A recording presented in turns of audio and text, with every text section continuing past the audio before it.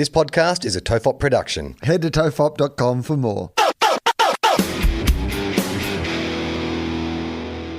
The following episode of TOFOP is rated MA for mature audiences. It may contain sexual references, time travel references, allegations of bin misconduct, and mild coarse language. TOFOP advises that this episode is not suitable for anyone under the age of 15 or anyone who thinks a comedy conversation between two old mates sounds like a terrible idea for a show. Minors must be accompanied by a parent or guardian. This is John Deek speaking.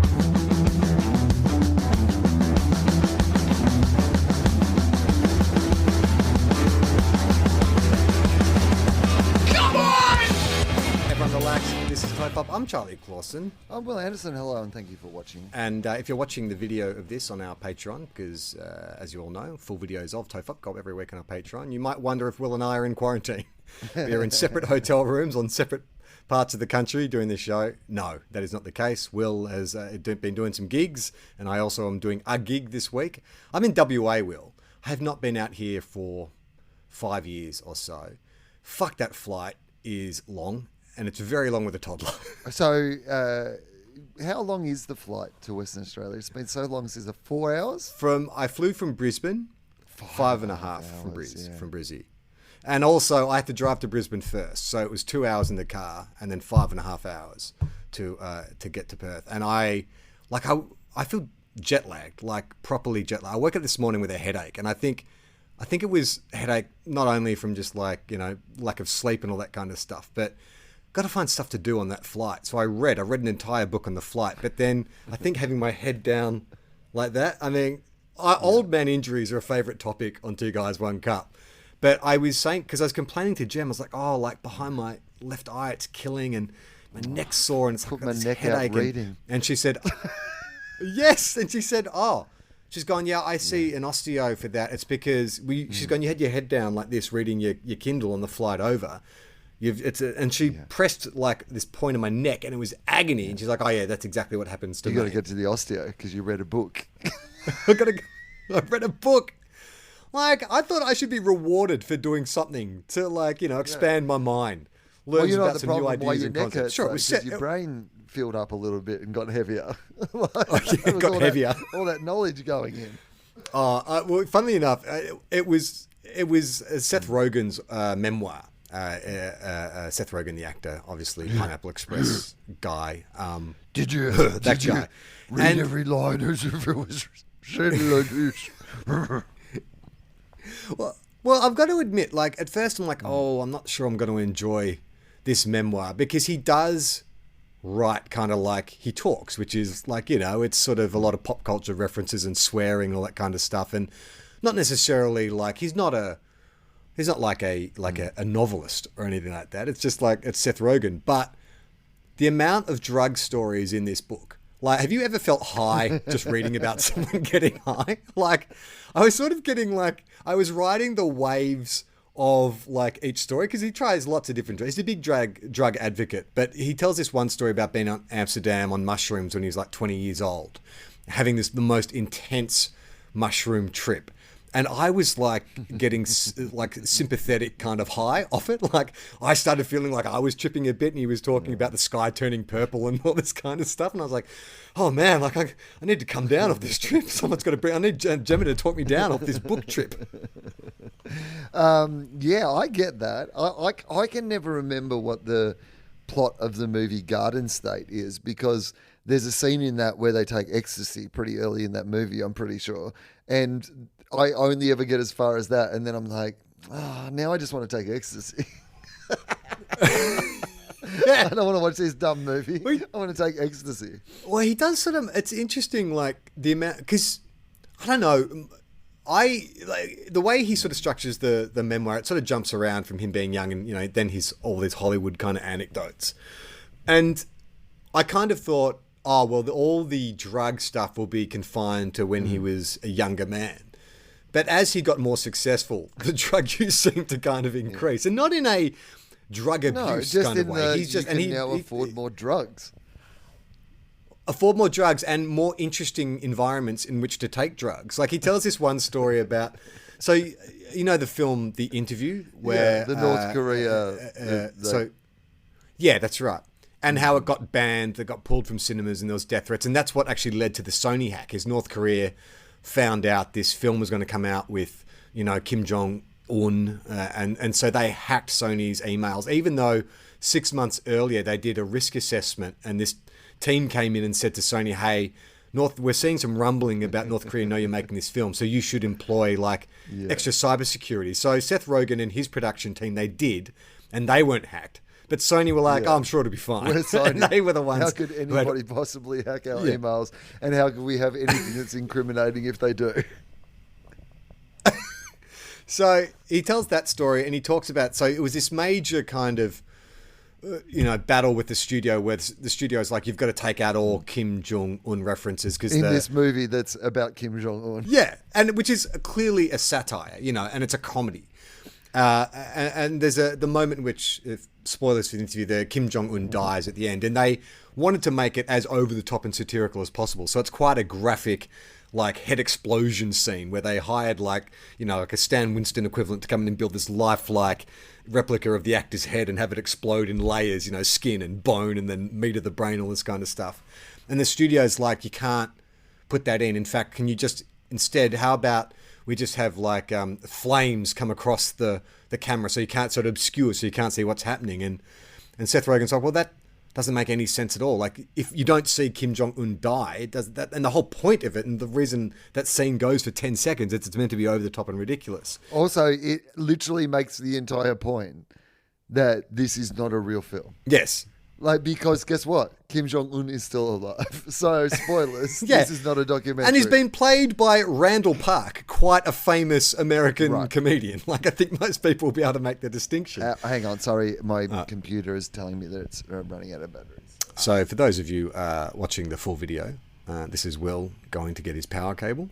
You can see he's staying in quite a nice hotel, some modern art on the windows, a bit of light diffusion coming in through there. I'm going to say he's staying in the city, I would say, not one of the kind of Zhuzhia suburbs. I don't even know what state he's in. If I had to hazard a guess, I'd say it was perhaps Queensland. I am in Queensland. And I don't know why. It looked like a Queensland apartment building out your window. I am in Queensland. I've been doing shows here in Brisbane, election weekend shows. Did a show last night where I went on stage, and the early polls were that the incumbents were doing quite well early on.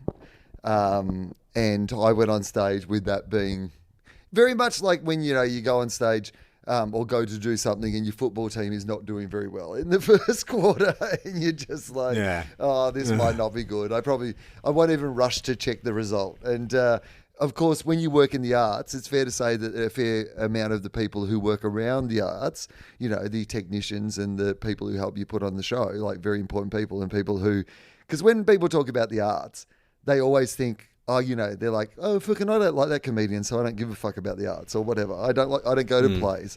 But the arts aren't just the actors on stage. The arts are, or the singer on stage, or whatever it might be. It's the technicians that work at the venue and the people who collect the tickets and work at the concession stores and all those sort of things. They're all employed in the arts. And so, look, there was one side of politics that doesn't give a fuck about the arts. It doesn't even have its own ministry. And there was another side that is at least more sympathetic to the arts. So around the venue with all the staff, when I went on stage, there was a real sort of, oh, fuck, this is happening again sort of vibe from everyone. No one was in a good mood. And then when I walked off stage, I was like, I'm going to go and check, how the election's going. But I just got the sense from the way that everybody seemed to be about at least 10 centimetres taller than they were when I went on stage, that things had turned around a little in the meantime. Everyone just seemed to be walking a little taller. Well, as the votes were getting counted, the Saints were playing at the same time. And Jem and I, Jem and I are both working in WA this week. And so we thought, well, we'll do a family trip. We'll bring Iona, staying in a nice hotel. And last night we went out for dinner, a nice dinner. And it was meant to be family time, but I really wanted to check the footy score. And the only way I could justify it was, I'm checking the results of the election. But I would go off and watch 5 minutes of footy and then come back and have to quickly check where the polling's at. So I come back and say, looks like Labor's up, so things are all good. And then when I was going off again around about 9:30, she's like, But they're pretty sure, like, Labor, they've got it secured. And I'm like, no, I'm pretty sure that it's still up for grabs. I just want to make sure that... Yeah, still got to go on. I've got some interest in the teal swing, so I've just got to go and Well, check one stage that. I had to go get nappies for Iona. We'd forgot to pack any. And so Jem had called reception and they said, oh, well, there's a store just, about 100 metres from where you're staying. You better get it there. And so I said, oh, I'll go get the nappies. It's Okay. like a Yep. 3-minute walk from the hotel lobby. I made that walk last for 15 minutes. I managed to just like get into the lobby, sit down, watch 5 minutes, get up, walk to the store. Didn't just like browse the store for about 5 minutes with the phone in my hand, buy the thing, come back, stop in the lobby again, watch another 5 minutes, see the Saints finally get up. And once that was the big relief for me. Look, I'm glad Labor's in and ScoMo's out, but knowing that the Saints had secured a victory on the road, that was a bigger win for me. So I'm staying, you said like it looked like it was a nice hotel. It's kind of a hotel apartment. It's somewhere between a fancy hotel and somewhere between like a service apartment is kind of the vibe of it. And it is the Alex Perry Oh, yes, I've stayed Hotel and Apartments. Have you stayed here before? Yes, and many it's times. That's where the cast of the Young Rock were staying. When I told that story about seeing all these enormous bodybuilders, that they were staying at the Alex Perry. In fact, it was all Americans when I was staying there. It makes sense. It's kind of the sort LA. of, if you had a big cast of people, you would definitely go, because it's got a nice vibe, but it's not like a super posh hotel. Like, it's like a 4-star hotel. And, but it is quite nice. But I didn't know that I was staying here. I hadn't really checked. I just, like the tour books accommodation and I, stay there. I don't pay any attention. So when I got here, I was like, oh, I'm staying at the Alex Perry, like, hotel and apartments. Now, they're named the Alex Perry Hotel and Apartments. What would be your understanding of what do you think the involvement of Alex Perry in it? Is it just a branding thing, or would he own like some part of the hotel and apartments? How do you think? Like, is there a chance there could be like a Will Anderson Apartments? Like, is that a deal that someone might come to me and say, hey, we think that like there's enough people out there in the market who would. Because I guess the idea is that he's had something to do with the design of it, right? Isn't that? Yeah? Yeah, I'd say that he probably has like a percentage share of ownership. I wouldn't say like an outright or an equal percentage, but they would say, hey, we'd like to use your brand. And then I reckon there'd be a stylistic component, which is like, can you run your eye over the design, the layout, all this kind of stuff and give your go ahead. Well, I have like told the story on the podcast, I think probably more than once, because it's an old story. But after the Logies one year, when I had, gone and fucked it up and the cameras were waiting to take photos of me, I lingered in the food court a little longer so that they would clear away and I could go down and get my suitcase. And I picked up my suitcase and I took it home and it opened it up and it turns out it wasn't actually my suitcase, that someone else had already taken my suitcase. And that person was Alex Perry. And I had Alex Perry's suitcase. And we went through Alex Perry's suitcase and took his Valium and then returned his suitcase. And I know that I've told that story publicly. And then so when I moved in here, I started worrying. I was like, imagine if he's been playing the long game. Apparently, imagine if this is the time that I get the payback, that some shit goes down at the Alex Perry Hotel. It'd be amazing if like every room had an anti-Will Anderson theme to it. Like he knew somehow that you'd done it. And there was just like a giant mural of like your head on a pike Exploding. or something Kim like Jong-un that. style. Yeah. Or just like there was Carl Barron. There's just Carl Barron and Adam Hill's framed photos everywhere. Every room. They called it the Comedy Hotel, and there was just photos of every comedian but me. Do you remember when Sam Newman bought that place in Melbourne? I think it was on, not Beaconsfield Parade, whatever that road is that runs from Fitzroy Street through Albert Park. And it was a big Pamela Anderson face. Do you remember that? Did you ever see that house that he bought? That. Is there been a more short-sighted design feature than plastering Pamela Anderson's face? I mean, I guess maybe, you know what? If you play the long game, it'll come round, right? She'll become kitsch, and that's like, maybe not a Marilyn Monroe, but it's. Well, they had the Pam and Tommy series, which is really good. I must admit. So, I mean, I think that Pamela Anderson now, because times have changed and there isn't really Pamela Andersons anymore, right? I kind of feel like she's a bit immortal now. Yeah. Because she was almost the last iconic of her type. Yes. Like of her Pin-up. So I think that when people like, like people don't really talk about Samantha Fox because like, Pamela Anderson and people like that came after Samantha Fox. But I feel like Pamela Anderson was the last of that pin-up type, and therefore there is something about her that just gets to live on because you're like the last version of, like you can still buy like, a different version of a Mustang now, right? There's a modern version of a Mustang. Yeah. But when people think about the Mustang, they think about that old traditional muscle car Mustang. Like, I think that like Pamela Anderson is one of those iconic Mustangs. Yes. Like, like you just remember that era and that person, and they were so iconic of that era. Well, I guess it's the term sex symbol, which isn't really used anymore. Like if you had like if you think about what teenage boys had on their wall through the decades, like you had sort of Farrah Fawcett, maybe Brooke Shields, and then Pamela Anderson. You're right, because after that we shifted into like reality. That became the kind of major entertainment currency, and so it was then like Paris Hilton and Kim Kardashian and all those kind of figures. But they're not really, they're different, aren't they? Because I mean, why are they different? But there were no posters of Paris Hilton or Kim Kardashian where you would actually I think also now there's so much choice to. I mean, there would have been a generation of young men who had a lot of their sexual development like shaped around Pamela Anderson, because not only was she on TV in a bikini, but she was in magazines in like revealing clothes, and like she like had pinups. Like literally, you could buy posters of her. Like that like it was kind of acceptable for a teenage boy to have on their wall like a picture of Pamela Anderson, and this is all pre-internet, pre-porn.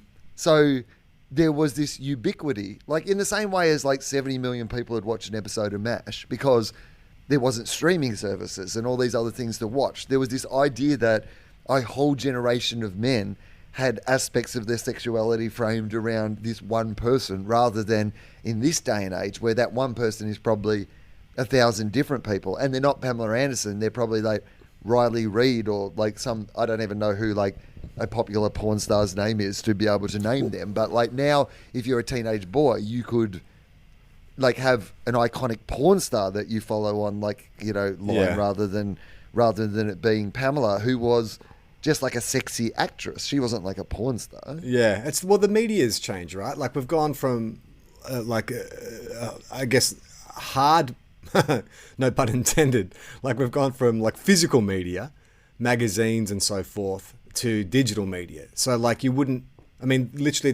I have often wondered, like, do teenagers have posters on their walls anymore? Because it seems archaic. Like when you go into the newsagent, are there TV hits and like, where do you get your posters from? I used to actually go to like a record store where they had like a poster section, big cardboard that you would sort through, and you could get band posters and pin-ups and cars or athletes, whatever you wanted. Like I bought, because I think back to what I had on my wall as a teenager, and there was like a Michael Jordan. I think I had a Paula Abdul poster at one point, short-lived. But like I had like Jordan. Did I have other girls? I had Pearl Jam. I can't think if I had any like Pamela Anderson, but I definitely had like women pinned up on the wall. But that was stuff that I had to go out and like literally buy, like proper posters. But these days, do kids even do that, or do they just project it? Is it 3D now? Are they holograms? Like, what do kids put on their walls these days? Yeah, or is it naff? I don't know. Like, nor should we know what is going on in kids' yeah, no. Imagine if I had like an expert, like very detailed. Yeah, I was like, I can tell you exactly. Well, we did stay with friends on the way to WA. We stayed with friends in Brisbane on Friday night, and they've got 2 teenage daughters, and one of the daughters, we stayed in her bedroom. She went to the spare room, and she had nothing. She had artwork on her wall. She had like a couple of framed sort of arty photos. I think something she'd even taken, and yeah, no, there was no, Hanson There was no. I was trying to think of who's a hunk from the 90s, like There was the Harry Jonathan Styles? Jonathan Oh, no. Taylor Oh, Thomas. Jonathan Taylor Thomas. JTT. Who's probably 45 now. I mean, it'd still be Leonardo DiCaprio, but imagine if it was just like updated Leonardo DiCaprio. Yeah. So it's just this like fat middle-aged man. With a beard, gross beard. Yeah, I wonder. I know that her big heartthrob. She loves that Aussie artist. I'm going to get his name wrong. Is it Rules? Ja Rule? Not Ja Rule. I think there's an Aussie singer. He's on like Triple J all the time. I think it's Podcast Mike. Are you there? You're youth. You're young. Is there an Aussie musician called Rule? I think it is Rule. Yeah. Okay, good. It's pronounced Rule. Yeah. Yeah, I know because when she sort of started becoming, I've known these guys, they've been friends of mine for ages, and when she sort of became aware of what I did and what Gemma and I did for work, that we might have proximity to famous people, she started asking me a lot of questions about Rule. Do I know Rule? Like, do you know Rule? Do you know where Rule hangs out? Yeah, and I'm know like, anyone who trust me, knows Rule? the famous people that I'm friends with that I know, you wouldn't want to know. Also, none of them know who Rule is. Like, here's what I can tell you. I can ask many of my famous friends who Rule is, and they will not be able to tell me. Who was like, when you were a teenager, who was like the person that you fantasized about most, or was like, got your heart going? It's hard to remember, but I think it was Winona Ryder, weirdly enough. So yeah, what do they call the manic pixie dream girl? Yeah. I mean, look, considering like how the pattern of the rest of my life has always turned out, I guess that probably makes a lot of sense. Turns out I was the same person at 15 as I am at fucking 48. So there you go. I know. I was big on Winona as well. In fact, I remember going to see Bram Stoker's Dracula, which is a very like arty, sensual, almost European film. Like, there's a fair bit of boobs, and I think like Monica Bellucci plays one of the vampire demons in that, and there's a lot of but Winona is wearing a lot of kind of like slinky, sexy outfits. I remember there's one scene where she's running through the rain in like a sheer nightie, and as like a 14-year-old or whatever I remember seeing that and being like, and I went to more like dick strokers, Dracula. But I went to school and I told my mates, I was like, oh, you've got to see this new Dracula movie. Like, Winona Ryder's in it and she's in a wet t-shirt. And so I went back to see it again with my mates, who were all expecting to see like, softcore porn. They weren't prepared for a fairly cerebral, erotica in a version of Bram Stoker's Dracula. And they were so mad at me. They were like, you could barely see anything. You couldn't see anything. My dick wasn't hard for hardly any of the movie. It was just confused most of the time. Yeah, I confused my dick for sure. Like, I think this might have been even first year uni. Like, but I remember that first time I saw Reality Bites, and there's that scene of her, like, walking down that corridor in that sort of see-through top, and like, it's like still iconically in my mind. It's like, and I remember early on where. I think part of the reason that I was like, I might like go into show business was there was just part of me that like had heard that Winona Ryder like dating people who were in show business. Like, if you're in a band or whatever, you have a chance to like date Winona Ryder. And I was like, well, if only because I would look at like Adam Duritz or whatever from The Counting Crows and go, he's not a good looking cat. Like, he's just good at... So, obviously, she's more, like, into what they do than what they look for. So, I thought, well, that's achievable. Maybe I could do something. And then Winona Ryder would, like, it would catch her attention. And, all I'm saying is, not too late. Still could happen. Probably better chance now than ever, really. Yeah, right?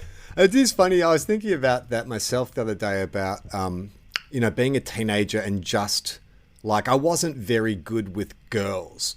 And, my way in, which hasn't changed that much, is I'd try and be funny. I'll charm them. I'll make them laugh. And as a teenager, that doesn't cut it. That's not what they're looking for. Like, because they have their own, dreams and fantasies about the kind of boys that they want to be with and stuff. And there's no posters of, like comedians on their walls. And so I couldn't understand why they'd always go for like the dickbag at my school who was like good looking and good at sport and stuff. But he wasn't funny. He didn't know the young ones off by heart. Why is she hanging out with him? But then it's like, oh yeah, of course, man. Of course they wouldn't. Like, what are you offering them that is even vaguely related to what they're interested in? Well, but also, and vice versa. Like, you're doing the version of something that might be interesting to them in 10 years or 20 years when they, discover that like somebody they can hang out with and laugh with and those sort of things is much more important than perhaps those other superficial things. But you're also a teenager. Like you're also, all your things are superficial things. Yeah. So you're not, like if they're doing something cool, like they've got some quirky thing or whatever. Like I don't remember being a teenager and going like, I'm really into Joanne because like she's so good at stamp collecting and I just admire her passion for it. Yeah, exactly. Yeah, it was also like, there's a couple of girls that we were friends with that were dating older boys, guys who had left school, maybe first, second year uni. And I was always like, oh, fucking that's, those guys are gross. And what are they doing? But then you get out of high school and you look back at teenage boys and you're like, oh, fuck, no wonder. Like if that's what you had to choose from, or a guy who could drive, maybe had a job, could take you to nice things, didn't just want to talk about the young ones. I mean, when I was in year 12, I went out with this like really lovely girl called Beth English, and she was, so we started going out when I was in year 11 and she was in year 12, I believe. And then she ended up like going away to uni and I was in year 12, but we were like dating. And it was great because she would like come and pick me up from school in a car and like all these sort of things. But I always was like, this is great for me, but what is in this for you? Like this is I feel like I am not bringing much to this relationship. That is interesting, isn't it? Because often the reverse, you never really question it. And you think, oh, well, because girls mature faster than guys, and it does sort of make a lot of sense. But then on the occasion where it's like a woman in her mid-20s and she's dating a guy who's just out of high school, you're like, this seems weird. Unless this dude is incredibly sophisticated, what's going on here? Right. Were you incredibly sophisticated? No, I don't think so. I don't think I've ever been incredibly sophisticated. So it'd be surprising if I was in year 11. You're doing your dissertation of the young ones. I'm there quoting it, but you're going, well, the interesting thing about the young ones is it's really just a deconstruction of the post-Thatcher environment for university students. And then they're all like, you're too smart. Devolve a little bit. If you want to be relatable, you're really going to have to dumb it down a bit, mate. Well, it's funny. Podcast Mike is my guest on TOFOP this week, and it was a very great chat. But we did talk a little bit about the new Jackass film, and I was saying to him that I love Jackass and have watched all of them. And this new one, I enjoyed. There was a lot of stuff I couldn't watch because it's just a bit too gross. I love all the kind of dumb stunts. I'm not so hot on the vomiting and the shit and all that kind of gross kind of stuff. But I do love that every time there is a new Jackass thing, there is a portion of the audience that are like, oh, it's Jackass, it's funny, I'm going to watch this. But then there's a writer for the New York Times or Rolling Stone who does this kind of Jackass, an analysis of masculinity in the 21st century. And you're like, I think you're granting it maybe a bit too much depth to it. I honestly think the guys doing Jackass know what Jackass is, but you were trying to justify why you enjoy watching Jackass. I know what you mean. Absolutely, I do know what you mean. But I watched it, the latest one, and you know what I'm like with vomiting and stuff like that. That is not my cup of tea at all. But I did feel like, as a piece of entertainment in the times in which we live, whether they mean it to be or not, it felt really relevant to the times. That's what I would say. I would just say, in the same way as Hannah Gadsby didn't sit down and say, I'm going to write in a net a thing that will hit the world at the time where the world is having a conversation about the very thing that I'm having a conversation about. She didn't plan that out. She just made a piece of art that was really important to her, and then the Times just suited that piece of art. So, look, yes, I am comparing Jackass to Nanette, and this is my 1,000-word piece from the New York Times op-ed page. No, but I think that it is, like, there is something about it, because for me, I loved it. I honestly laughed so much. But I also think that in these times where there is so much chaos in the world in which we live, and the reaction that chaos often feels very nihilistic, and to laugh in the absurdity of life, you know, to be able to have to, that what they do on that show does feel like it is a deconstruction of that. And it also feels like the last bastions of old school masculinity and dumbness, and these things that have led to, like, that this is kind of fun and dumb, but the world has become like that, but in a serious way, you know, that our information is dumb, and that, like, dumbness is celebrated in a way that it used to be sidelined to going, this is a dumb thing. And to see those male friendships develop and people be broken down a little by life and hurt more by life, and to be able to see them try to redo something they'd been able to do in their youth and not necessarily be able to do it in the same way. The Johnny Knoxville, and not to give spoiler, the Johnny Knoxville stunt at the end, like, I was genuinely upset. Like, I just, because of his age, because of how violent it was, like, Gemma and I both were like, oh no. And it was upsetting. And I was kind of like, what do you got to prove, mate? Like, you don't need to, like, I think I would have enjoyed the film just as much, but I think there was... No, but see, that you're coming from a guy who's put his neck out reading a book. This is... You're not the guy to ask. But I agree. It feels like there is more stakes on the line. And so on all of those levels, I really did... Like, I agree that I don't think that the guys from Jackass get together and go, we're going to make this huge statement on the times in which we live. But do I think that somehow they've just managed to, what they are captures a whole bunch of, like, things about the world in which we live? I do think that that is the case. I don't think it's just dumb stunts. I think that there is this kind of story to it. And in fact, I enjoy it a lot more now than I did when it first came out. Don't get me wrong. I think there's an awful lot of creativity in what they do. And obviously the minds behind it. Like, it's not just pointless. There is an element of, you know, saying something, but it's more in the same way that, like, if you look at the way modern masculinity is represented by, say, like Joe Rogan's audience, or, you know, that sort of Rogan phenomena. And you're right, it's very self-serious. Like, it's kind of, there's an element of cruelty to it, and alpha-ness to it. And if you're overweight or you're different or you're shit, then that's a flaw and you need to improve that. And you're a weak bitch and you need to work harder to improve. Whereas Jackass embraced that. If you're overweight or you're a bit slow or whatever, we love you no matter what. If you're one of us, we love you. But if you're one of us, you're going to do this dumb thing, because we're all idiots in the way. And I think that, but that to me is baked into who those guys are. I don't necessarily think it's a conscious decision. They just sort of play to what that, like, I can't remember if it was this show or Two Guys, One Cup, where we talked about male friendship.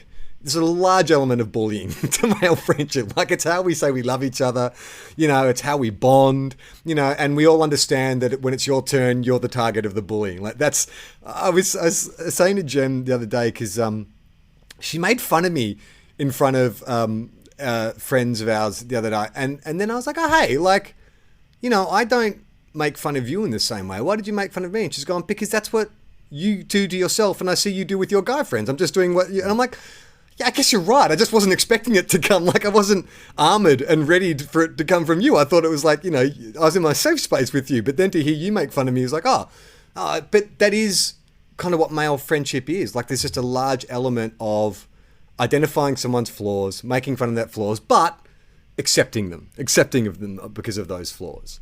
Yeah, I mean, I think that the greatest part of it is what you've said, is that it is really genuinely a show about people who are absolutely flawed and are almost, you know, showing off their flaws and their imperfections. Like, it. Anyway, I really fucking enjoyed it, and I'm going to write an op-ed piece. Have you listened to any of Steve-O's podcast, Wild Ride with Steve-O? It's really good. No, I have not. I mean, like, if you can get over the tone of his voice, which I don't think I can be grating, but he's a really good, surprisingly good interviewer in that he doesn't put himself into the story. Like, he does occasionally will bring up our story, but he's really, really good at bringing people on. And it's an odd collection of famous people, like, not, you know, super famous people, but people who have, like, he had Corey Feldman on, and I was like, oh boy, like, I want to hear some of this stuff. And it was really interesting. He allows, like, Corey Feldman's obviously had this terrible, terrible childhood, you know, like, his parents were really awful to him, and obviously he got into drugs when he was very young, but everything that sort of happened happened to him after that. There is this element of I guess there was a point around about his late teens, early 20s, where he sort of detached from reality a little bit. He divorced from his parents.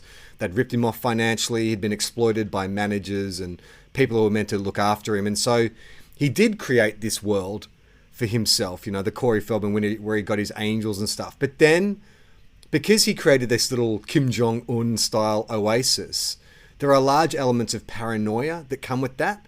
So he started talking about they're sending, one of the angels that they sent to my house was a spy, and she was a spy from this cabal of people and look, I don't know, maybe there's an element to truth of it or whatever, but she wasn't one of Ian Thorpe's undercover angels. No, she definitely wasn't an undercover angel. But Steve-O is really good at, it's not when Rogan has on an Alex Jones or something, there is an element of permission to everything. He's not challenged on anything. Whereas Steve-O does challenge, but not in a way that is, I'm going to humiliate you or you're wrong or whatever. It's okay, but if you're saying that this person was I don't know, a CIA informant or whatever, then how does that track with all these things? And so you're sitting there going, is that Steve-O? Steve-O being an investigative journalist here? But it's really, I would encourage you to listen to it. They're really, it's kind of like Joe Rogan. You got to pick the guests, because obviously some of them you're not going to gel with. But he's actually really, really good at podcasting, and it sounds like he's making a lot of money from it, which annoys me to a certain degree. How come Steve-O is making money from this thing now that he's only just adopted 2 years ago? Well, I mean, it's good that the guy from Jackass is a better investigative journalist than the guy from Fear Factor. The world that we live in. Yes. See, this is what I mean, though. This is the Jackass world. I do think that, that aspect of masculinity that is represented in Jackass, the worst aspects of it are the worst aspects of that bro culture. And the best aspects of it are the things that are compelling about that bro culture. Rogan isn't the biggest podcast in the world if there isn't something genuinely appealing and compelling about what it is he does and the club that you get to join if you're a Rogan fan. And it's only the excesses of it. I mean, did you see that interview that went around this week where he was talking about how you can't grow your food in Australia. They're banning growing food in Australia.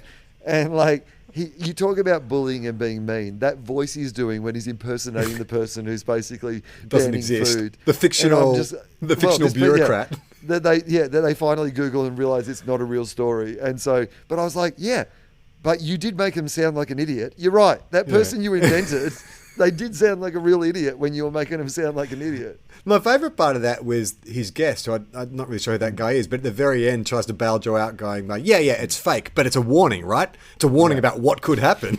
It's no, not really. It's not a real thing. Because a warning would suggest there was people can spread misinformation. That's the only warning. To go back to the interview, so the plot of the interview is that there's this really vain TV talk show host who, in order to boost his ratings, goes to interview Kim Jong-un. And the CIA approach him and say, hey, well, while you're there, maybe you can assassinate him because that will make the world a better place. And this talk show host goes over there. But when he meets Kim Jong-un, this dictator, discovers that, I quite like this guy. We sort of agree on a lot of things. And then it becomes conflicted about. And so that was, made in 2014, 4 years before, 2 years before Donald Trump got elected. And he was saying that the thing that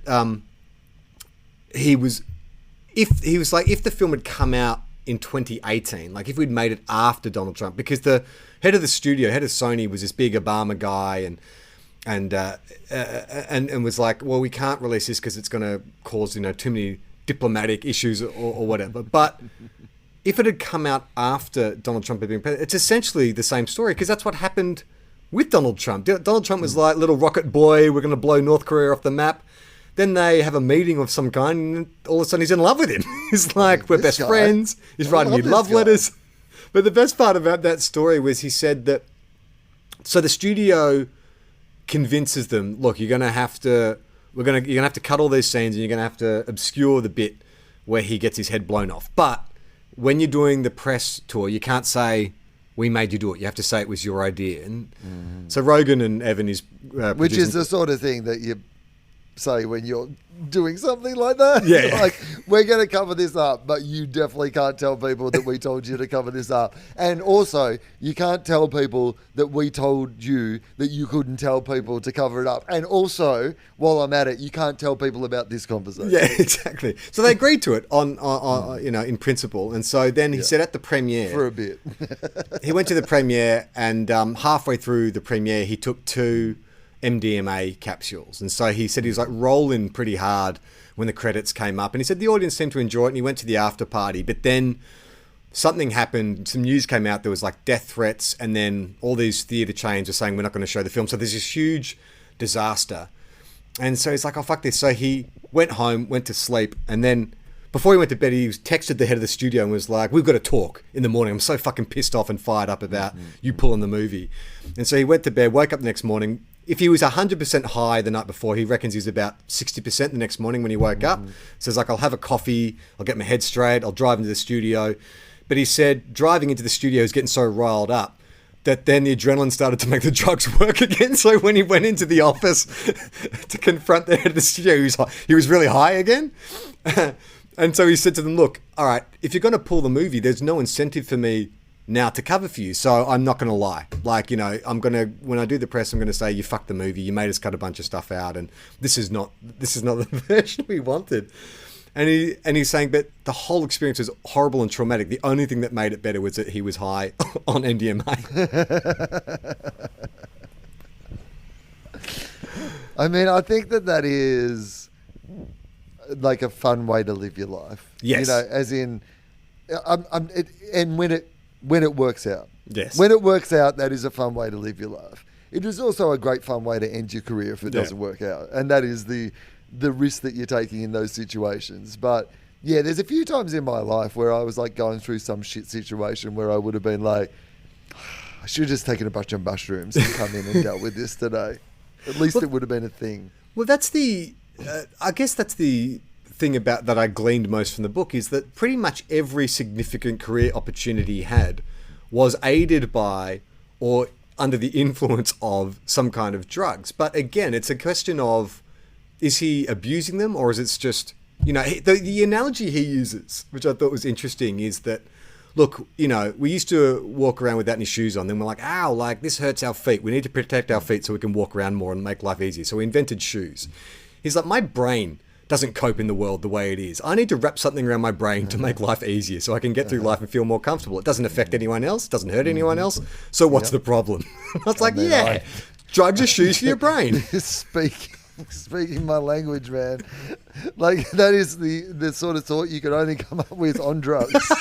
Hey, dude, I've got it. Drugs are shoes for your brain. Let me talk you through it. So, originally, we didn't wear shoes. Now, well, we're going to have to do a shorter episode this week because you and I have places to be and things to do. I've got to get a photo in front of the Nicky Winmar statue. I've got to do 2 improvised stand-up shows in a row. So I thought I'd end with just one bit of correspondence, which is a bit long, but I think it's worthwhile to go through. They've requested complete anonymity. Okay. So we'll refer to this person as Listener X. Although we have referred to other listeners as Listener X. Does that make it confusing? Do you think the TOFOP audience will confuse one Listener X for another Listener X? Let's call them Listener X, but it's spelled EX. So just remember when we're saying it. All right. This is Listener X. Okay. Not an ex-listener, but Listener X. This is from Listener EXX. Greetings, Will and Charlie. I stumbled across TOFOP during the depths of the first COVID wave in the UK. As an Aussie living in London, working in the NHS, I figured it was the right demographic for Australia's #1 podcast for medical professionals. I am not a doctor, but hopefully you consider an allied health professional to be a suitably qualified listener. Yes, you're in. Absolutely, welcome. Absolutely. Will can't clap because he's sitting on his couch. I'm patting my chest. Like, it's kind of giving a dull thud, but I'm patting my chest at the moment. Oh, you can hear your voice going. You're kind of doing that. Yeah, there we go. Hang on, this is for you in the NHS. There you go. As recommended, I started with the latest episodes and worked my way back. The Bin trilogy got me through some dark days during lockdown, and even the questionable content of the earlier shows had me chuckling on my commute. Commute. Become a communist. Oh no! What have I read? Cut to 2021, and I was unfortunately diagnosed with cancer. I was already pretty burnt out from the stress of being a frontline worker during COVID. My diagnosis was the icing on the shitty pandemic cake. During the border restrictions in Australia, it took several months for my parents to be able to fly out to come and help me. As you can imagine, it was not the best of times. In fact, it was the very worst of times. But there was some light in the darkness, and that's where you guys come in. I'm going to hold a special place in my heart for the Mr. Tickle episode for the rest of my life. That stirring rendition of a questionable Mr. Men classic was genuinely the only thing that could make me laugh after the shock of finding out I needed chemo. Yeah, I was thinking maybe we could do a sequel to the Mr. Men. I've been reading a lot of more Mr. Men. Iona loves them. And it's the most annoying thing. On the back of a Mr. Men book, they have all the Mr. Men's. There's like 25 of them. And she makes me go through and name what each one is. But the Mr. Strong episode, I don't know. I think Mr. Strong, like, he eats a lot of eggs. That's where he gets his power from. And I'm wondering if maybe there's some steroid abuse going on there as well. Or at the very least, a lot of farts. Is there much talk about Mr. Strong's farting? No, there is not. By the time I was recovering from my surgery, I had managed to convert my mum to the podcast as well. Welcome, okay. Mrs. X's mum. She's also a healthcare professional. Oh, okay. Sorry, I should have... Tap your chest. So it was a natural fit. We both agree that the 5 banter has been unparalleled, and hashtag is JOK. Charlie, please don't give up on your dream of replacing Jay for a gig. We have every faith you can get up on stage and turn 3/5 into 4. Finally, I want to leave you with a story that may provide some non-5 related content. Okay. Recently, a friend told me about an experience one of her mates had while flat sharing. As soon as I heard the tale, I knew that I needed to hear the TOFOP take. The subject is pasta fighting. Will, do you want to take a punt on what pasta fighting is before we get into it? I mean, people who fight using pasta? The story takes place at 2 a.m. on a weeknight when the friend woke to the sound of loud clanging and thumping in their kitchen. Concerned about what was going on, she entered the room to find her flatmate had cooked large batches of spaghetti bolognese and was proceeding to throw it across the kitchen onto the walls and floor. When asked WTF was going on, the flatmate responded that she was having a bad day and needed to have a pasta fight to cool down. She was completely sober at the time and was apparently quite insistent that pasta fighting was a completely normal practice and that many people use it as a method of stress management. Comment? Well, so far I would think that this is just a child whose parents have played a very elaborate prank on them. Like for 17 years have been going, look, you're a bit angry, go into the kitchen, cook some bolognese, put some aside for mum and dad, and then just use the rest of it for a pasta fight, really chill out, and mum and dad sit on the couch, they eat some bolognese, the kids in the kitchen, gets it out of their system with a little pasta fight, and it's at this moment they realise that this is not a thing that everybody else in the world does. I think you're half right. I think mum and dad thought they were home alone. Mum's making a big bowl of pasta. Dad comes up behind her. They get a bit frisky. They're making loud noises. Things are clattering. The pasta goes flying. The kids walk in at the conclusion of it as mum and dad are getting dressed. And they're like, what's going on? What happened? They're like, oh, we were pasta fighting. Mum and daddy were pasta fighting. You know what? You're 100%. That is exactly what it sounds like. Pasta fighting. Because it's not a real thing, but it would be a great cover story for some in-kitchen sexual shenanigans that have been busted by the children. And you're just like, what are you guys doing in here? We were pasta fighting. You know, it's a normal thing. In the cold light of day, the flatmate continued to maintain that pasta fighting is legit. Food wastage aside, Charlie, I'm keen to hear your thoughts on how you would have responded in this scenario. Is pasta fighting a thing? No, it's not a thing. Her parents were having sex. That is my 100% watertight conclusion. Thank you for all the laughs, boys. You've helped me through the darkest time of my life. I'm nearly at the end of the tunnel, and I couldn't have done it without you. Keep up the great work. Cheers. I do want to see the cover version. Everybody was pasta fighting. If you want to have a go.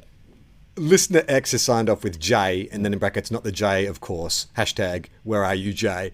Jay, so happy to hear that you're almost through. It must be a tremendously challenging time you've been through, and I'm really glad that we could have been in some small way an assistance in you battling cancer. And please write in again and let us know how you're doing, because I would love to know. And let us know if you get into a pasta fight. In fact, maybe don't.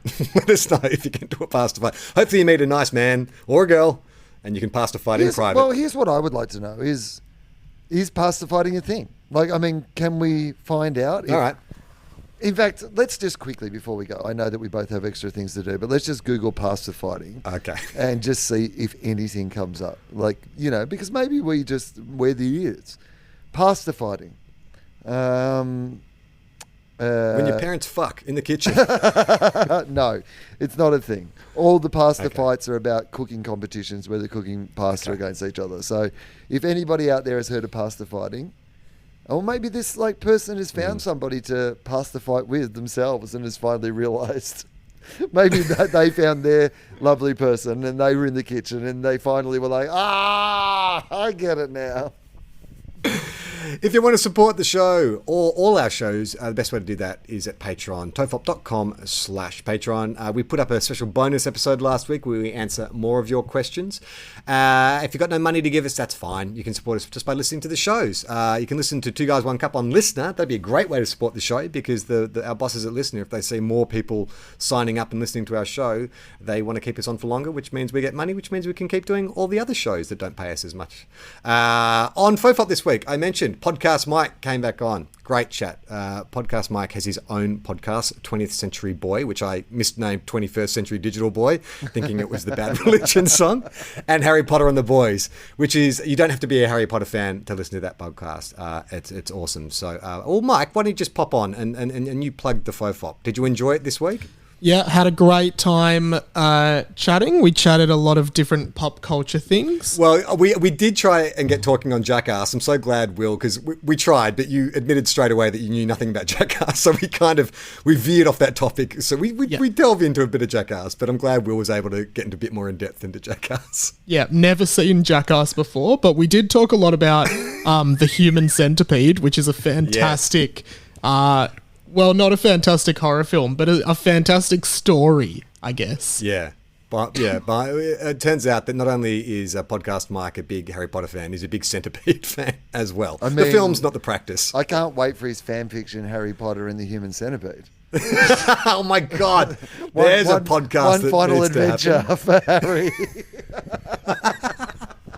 Will, you got shows to promote? I don't. In fact, I don't think that I do. I might be all done. I'm not all done. There's going to be more shows. I am looking at some dates in Darwin and Canberra, and I'm hoping there'll be some other places as well, but none of them are locked in officially. So no shows to promote. Oh, my television show is back in a couple of weeks, but Gruen Nation, the 2 episodes we did before the election, are still up on ABC iView if you want to check those out. You should check them out. But for now, I'm Charlie Clausen. I'm Will Anderson.